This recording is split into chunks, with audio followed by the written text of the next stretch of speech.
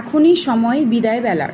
আমরা বন্ধুবান্ধব বা নিজেদের বাড়ির ক্ষেত্রে যে কোনো কথাবার্তার ক্ষেত্রে আমরা বলতে থাকি কি এখনই সময় তোমার নিজেকে গড়ার, এখনই সময় বিদায় বেলার, বা এখনই সময় পরবর্তীতে কি করতে হবে সেটা সিদ্ধান্ত নেওয়ার। এইরকমভাবে অনেক কথাবার্তা কিন্তু আমরা বলে থাকি পরিবারে, নিজে বন্ধুবান্ধবদের সঙ্গে অনেক ক্ষেত্রে আমরা বলে থাকি। যেমন ফর এক্সাম্পল আমি বলছি, কোনো কথাবার্তার ক্ষেত্রে হয়তো আমরা কাউকে বিদায় বলছি, গুড বাই জানাচ্ছি, তখন সেক্ষেত্রে আমরা কি বলবো, আমরা বলি কি এখনই সময় বিদায় বেলার, অর্থাৎ আমাদেরকে গুড বাই বলার সময় এসছে। তখন আমি কিন্তু এখানে ইউজ করব ইট is time to say goodbye. It is time to say good bye, অর্থাৎ এখানে ইট ইজ টাইমটা প্রথমে অ্যাড হবে, প্রথমে এ সেন্টেন্সটা থাকবে প্লাস ভার্ব থাকবে। তো ভার্বটা কি, সে গুড বাই, সময় হচ্ছে বিদায় বেলার, আমরা বলছি কি goodbye, it is time to say goodbye. Okay, তোমরা বুঝতে পারলে? যেমন আরেকটা আমি বলছি এখানে, ইট ইজ টাইম টু, যেমন আমি লিখছি ইট is time to build yourself।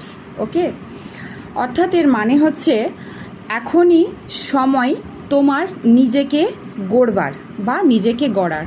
আমরা অনেক ক্ষেত্রে বাবা মারা আমাদেরকে বলে থাকেন বা আমাদের টিচার্সরা আমাদেরকে বলে থাকেন, তোমরা এখনই এটা তোমাদের সময়, তোমাদেরকে নিজেকে গড়ে তুলতে হবে। তো এসব ছোটো ছোটো ওয়ার্ডগুলো, সেন্টেন্সগুলো আমাদের স্পোকেনকে কিন্তু, ইংলিশ যে স্পোকেন, সে স্পোকেনকে কিন্তু খুব বেশি ভালো করে তোলে। যেমন হচ্ছে আমি এক্ষুনি বললাম ইট ইজ টাইম টু কি না, তো বিল্ড ইয়োর সেলফ, তোমাকে নিজেকে গড়ার, তোমাকে নিজেকে গড়ার। বিল্ড মানে তৈরি করা, ইয়োর সেলফ মানে নিজেকে। তাহলে ইটস টাইম টুর সঙ্গে তুমি যদি ভার্বটা যোগ করো, বিল্ড মানে নির্মাণ করা বা নিজেকে গড়ানো, গড়ার কথা বা নির্মাণ করার কথা বলা হয়েছে। তাহলে নিজেকে গড়ানোর কথা বলা হয়েছে, বিল্ড ইয়োর সেলফ, নিজেকে গড়ে তোলো। তাহলে এটাই সময় নিজেকে গড়ার। তাহলে তোমরা বুঝতে পারলে?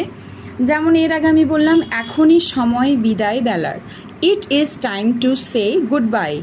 ওকে, এটা হচ্ছে এবার it is time to build yourself, এখনই সময় তোমার নিজেকে গড়ার। তারপর আরেকটা আছে, নেক্সট আমি বলতে পারি ইট is time two, it is time two what you want